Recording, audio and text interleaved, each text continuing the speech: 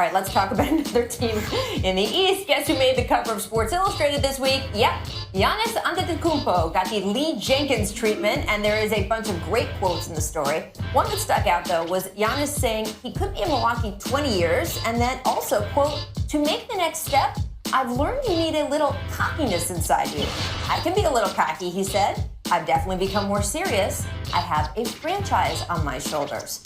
Tracy, how far do you think Giannis can carry the Bucks? Because we know, obviously, he is their franchise player right now. He's talking about 20 years. Is this a franchise-defining player? He is a franchise player, no doubt about that. This kid is next. I mean, he has unbelievable talent. He reminds me a little bit of KD and Westbrook a little bit, with his explosiveness, as Westbrook, and just his length and being able to maneuver like KD.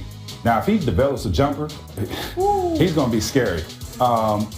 But as great as he is at this point, being 22 years old, it doesn't matter.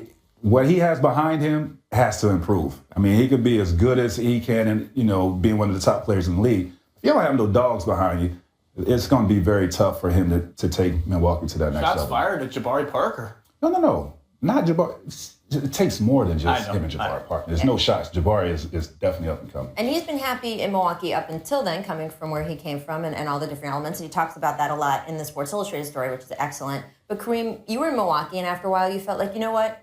I need to leave this place. And your situation was a little bit different. But it was a lot different. Different time and obviously different things going on with you. But it is comparable only in that it is a very particular market. Yeah, it is. But, they're building, and the fans in Wisconsin are unbelievable.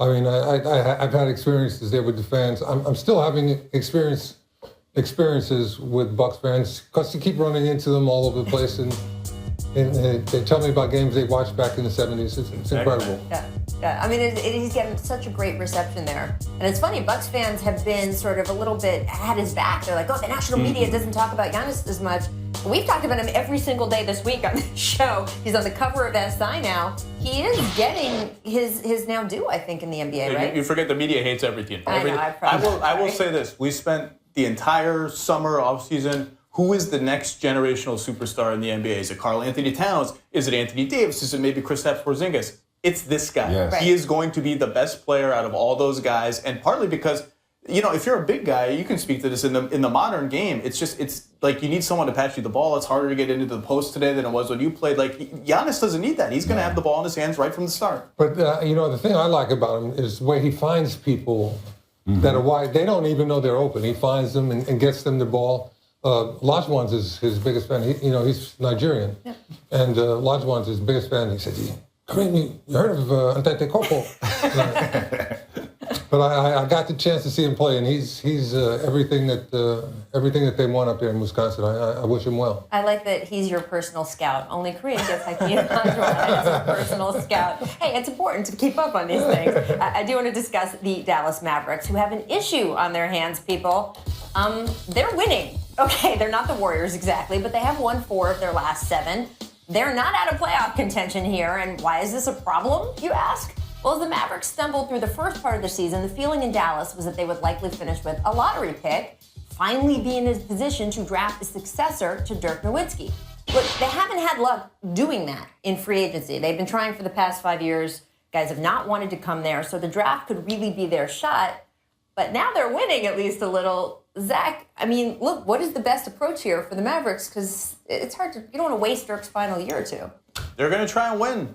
More power to them. They got a veteran team. They have one of the 10 or 15 greatest players of all time. They're going to try to win. They're 5 games out in the loss column. They got to jump over a whole bunch of teams, probably no matter how hard they try, even though their schedule's about to get really easy after playing the toughest schedule in the league so far. They're probably not going to make the playoffs. They're still probably going to pick 6th, 7th, 8th, 5th, somewhere in there. That's just how it's going to be. What do you think that they should do, Kareem? That's a hard thing because, the players want to win. Mm-hmm. They want to win every game. They want every time they step out on the court. And it's up to the people in management to try to deal themselves a better hand. So, it depends on what they want to do. And that's usually decided behind closed doors. Yeah, if I'm a player, I'm not embracing, trying to tank. Not at all. I mean, we want to win.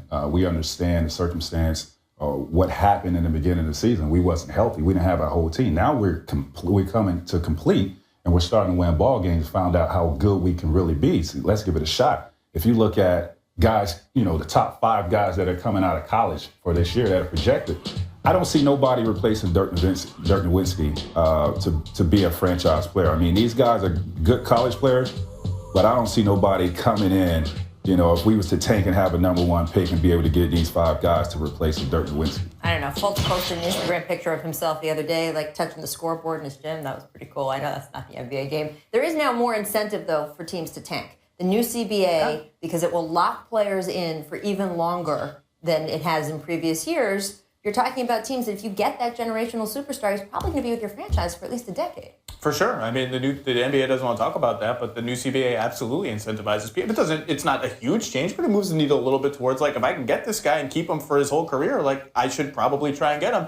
And this draft is pretty heavy on point guards, and Dallas is one of the only teams that doesn't really have a long-term answer there. So, we'll see what happens. If the injury thing is the wild card, right? Like, There's no guarantee they stay healthy from now on, and that could tank their season. See, I knew what the 2 players on that side of the table were going to say. They never want to lose. Never want to lose. We have the worst defense in the NBA. That's the bottom line. It's embarrassing how we go out there and attempt to defend every night. And that's something that we have to try to fix as soon as possible, because it's at an all-time low right now, and that is a huge concern of mine. We have the worst defense in the NBA. That was embarrassing. That was Mike Malone ripping the Nuggets D after last night's home loss to the Kings. And we are back with Kareem Abdul-Jabbar, Tracy McGrady, and Zach Lowe. I had to go out of order there because it's Kareem. So. You don't have to say my name when compared to these guys. Right, just do the show. Tracy, what do you think? It's Kareem Abdul-Jabbar. It is. What do you think? You've been in the position of having a coach try to rip the team to motivate you. Does it actually work? No. Okay. It doesn't work. I mean, here's the deal. These guys that they have on their team are not guys that are defensive minded. This league is so bad defensively these days. I mean, these guys are all about offense. So you have a bunch of guys that are offensively talented, but they're not locking into defense. And that's up to the coach to get these guys to buy into whatever strategy, whatever system he implements for these guys to go out there and execute. It's just not happening. He's trying, I guess. I mean, this is one of his attempts. He's got to push other buttons. I don't know. He's going to have problems if he gets them to the point where they're feeling persecuted. Right. And he's asking them to do things that they can't do. If he wants them to do different things, he's going to have to show them what he wants them to do, and then train them to do that if they haven't learned. Because as Tracy just said, so many guys, all they're thinking about is, how can I score the basketball? How can I score, and how can I score a three-pointer? And, everything else is superfluous, So guys that really embrace defense and, have that bit of fight and, sand in them, those are very valuable guys. Funny thing is, I was in Oakland to watch their game with the Warriors, and all they were doing that night, Denver was complaining about the schedule. They had to go back to Denver on a back-to-back. The Kings were already there sleeping in their hotels in Denver. Right. Oh, we're going to get a schedule loss. And then they lose, and it's like, you stink at defense. Right. The players stink. Everyone stinks. We stink. I missed the schedule. I also think Mike Malone justifiably has a little thing about the Kings. Yes, So clearly. I think that may have been sticking in his craw a little bit. To win. Yeah, I mean, he really look, wanted that one. Yeah. this team has had defensive lapses over the years, and they've gone through that with several different coaches, right? So They also have a built-in home advantage playing at altitude. That's always worth. It's an intangible, and you go up there and you can't. For the first 5 or 6 days, I know guys that played up there, and if they went on a long road trip, and like they went for a 10 or 12 day road trip, they come back, they couldn't. really, Yeah. that's amazing. Oh, it's tough. It's tough going up there. It is. It takes 4 or 5 days That's to what's acclimate. so surprising, that these guys don't play that well at home, because they have a huge advantage over everybody that comes in there. Nobody can match. No. When they're good, a road back-to-back in Denver is like an automatic loss for the other team when Right. the Nuggets are good. Yeah, we're not seeing that all the time, which is frustrating. Their coach, let's move on to Karl Anthony Towns. Also salty, spoke very strongly after a loss last night. The Timberwolves lost to the Sixers on a buzzer-beating tip-in from Robert Covington. The Exciting for Sixers fans. Not so much for Towns. He had 23 points, 15 boards, and 5 assists, but clearly not happy. The Wolves had to fight their way back from a 26-point deficit just to get to that tip-in, and well, take a listen. Take much consolation from the comeback, or does it no hurt? consolation. There's no consolation prize. This ain't fourth grade Pee Wee football. You know, this is the NBA. This is a man's league. There's a winner and there's a loser, and today we're the losers. Tracy, we saw him over the summer. He was so happy. He was in a nice bright jacket. He looks beat up there, just in every possible way. The hat, the cut, the whatever. It's not going away. He's a beat man. Yeah. It looks like it's weighing on him. But no, the good thing about him is he's well put together. He's sharp. I like him speaking up and taking a leadership role for this team.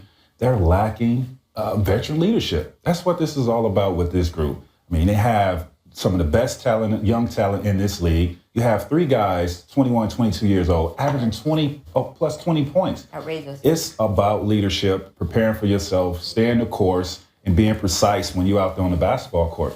Are they going to make a deal to fill this need? I think they will. I would bet on them. I think they're poking around Goran Dragic as an upgraded point guard because Ricky Rubio is kind of plateaued and doesn't seem like he fits what Tom Thibodeau wants to do. But yeah, I feel like Karl-Anthony Towns says something like this after every game. It's a man's league. You know, we got to win. We have the pieces here. He's very but he's a little snarkier than usual in this one. I like that. I like that fire there. Yeah, I thought that he's like stepping into the adult role for his team. Okay. He's going to take that role on because he's tired of them screwing around, Right. And he's going to show them how to do it every night, and that's wonderful. That they will get other people that will follow him because he's demonstrating some leadership. And he's such a good kid. gonna help. He just sort of reminds me of a movie about sort of a boxer where he just gets really beat up and then he comes back. Oh, he's like, all right, I'm going to show everyone. I don't think this is sort of the way that the Wolves season has been going. I'm still a believer. I think that they are going to figure this out before the end of this season. Is that naive of me? That's very naive. Well, Why? I'm not saying they're going to make the playoffs. I just think that the growing pains we've seen them go through. I feel like they've got to work this out. I haven't seen any improvement. Really? Yeah, I haven't seen any improvement, and I don't think so. I just don't think it's registering with these guys. NBA defense is really hard, and they stink at it. And they're really young players, and the way the ball moves around the floor now, side to side, you got to stay connected, and that's the hardest thing for young guys to learn. The people in the front office are the ones that really have to get wise. Right. Because they are the ones that pick the talent. And they have to understand the maturity level and just the talent level. They keep picking guys that can't play defense. You need that. They're limiting themselves. Well, the guy picking the talent now is also the coach, who's also supposed to be a defensive genius. So we'll have to see where that goes. Trade deadline approaches. Yeah. All right, we got to take a quick break. But first, here's our distant replay from this date in 2002. I think I was at this game. This is a Wizards Jordan alert. Here comes Chicago. Oh, give me that. 2 hands. Yep, you do it. Give me that. Come on, Ron Mercer. Oh. None of that, please. Comes out of nowhere, gets a run. Give me that. Just flies, catches it with both hands, pins it on the board, and brings it down. That is a Ty Lue, the young Ty Lue likes it. A little happy Ty Lue. Yeah.